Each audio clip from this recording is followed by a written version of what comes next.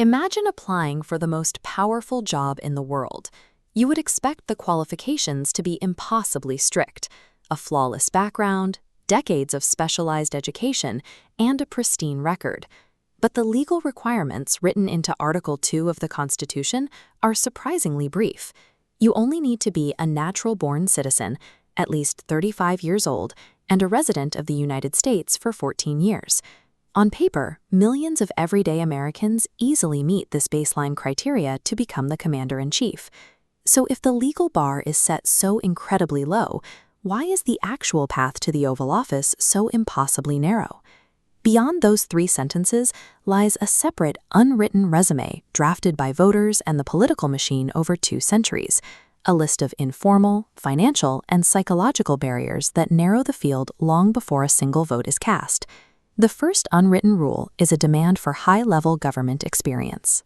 Every president in American history has held an elite prior role, serving as a vice president, senator, governor, cabinet secretary, or a general in the U.S. Army.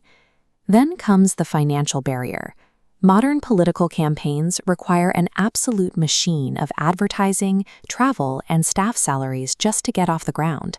During the 2012 election cycle, candidates spent more than $1.3 billion. To gain an advantage, candidates shattered the spending limits tied to public financing.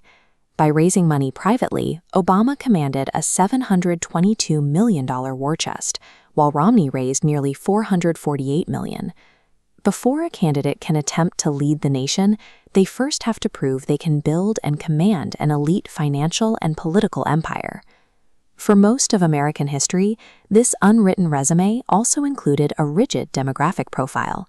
Candidates were almost exclusively wealthy, white, Protestant men of Northern European descent. The evolution of these informal rules started slowly. In 1960, John F. Kennedy broke the religious barrier by becoming the first Roman Catholic president.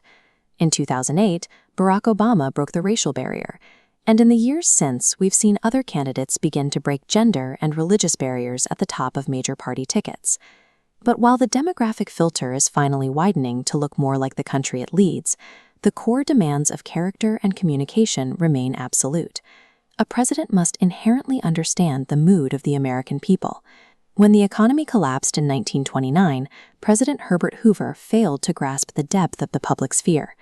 He believed the federal government should not interfere with the economy, a stance that disconnected him from the desperate reality of millions of unemployed and hungry citizens. He lost his re-election in a landslide. By contrast, Franklin D. Roosevelt mastered mass communication. He used his fireside chats on the radio to speak directly to families in their living rooms, building a level of public support that translated into 50,000 letters of encouragement every week. In the television era, Ronald Reagan leveraged his background as an actor to project a calm, hopeful demeanor. Known as the Great Communicator, he used a relaxed voice and simple ideas to make voters feel as if they knew him personally. Successful presidents also need a sense of timing. When the Soviet Union began to break apart, George H.W. Bush waited for the situation to stabilize before quickly recognizing the new countries that declared their independence. But perhaps the most critical skill is the ability to compromise. Refusing to accept a partial victory can result in the total destruction of a president's legacy. After World War I, Woodrow Wilson negotiated a peace treaty that included the League of Nations. But many U.S. senators opposed the plan, fearing it would drag America into European conflicts. Wilson refused to alter a single line of the treaty to appease his critics. As a direct result, the Senate rejected the agreement entirely, and the United States never joined the organization Wilson had fought to create. Excellent communication and timing might be enough to win an election, but the inability to compromise will stall a presidency before it can achieve its goals.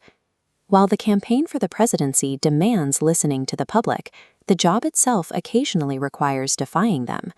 True leadership depends on having the political courage to ignore public opinion in favor of a decision that is better for the nation's future.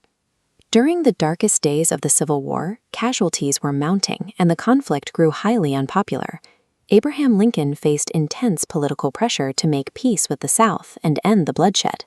He chose to continue the war to save the Union, fully believing that this specific decision would cost him the election of 1864. Modern political courage often looks like defying your own party's core beliefs. Richard Nixon built his career as a fierce opponent of communism, yet he absorbed the political shockwaves of his own party to become the first president to visit communist China. The weight of these monumental burdens stands in sharp contrast to what the founders originally envisioned. They designed the presidency as a simple managerial role, fully expecting Congress to lead the nation. The unwritten resume exists because Americans transformed a simple office into an impossibly demanding role, reflecting our greatest expectations and our deepest fears.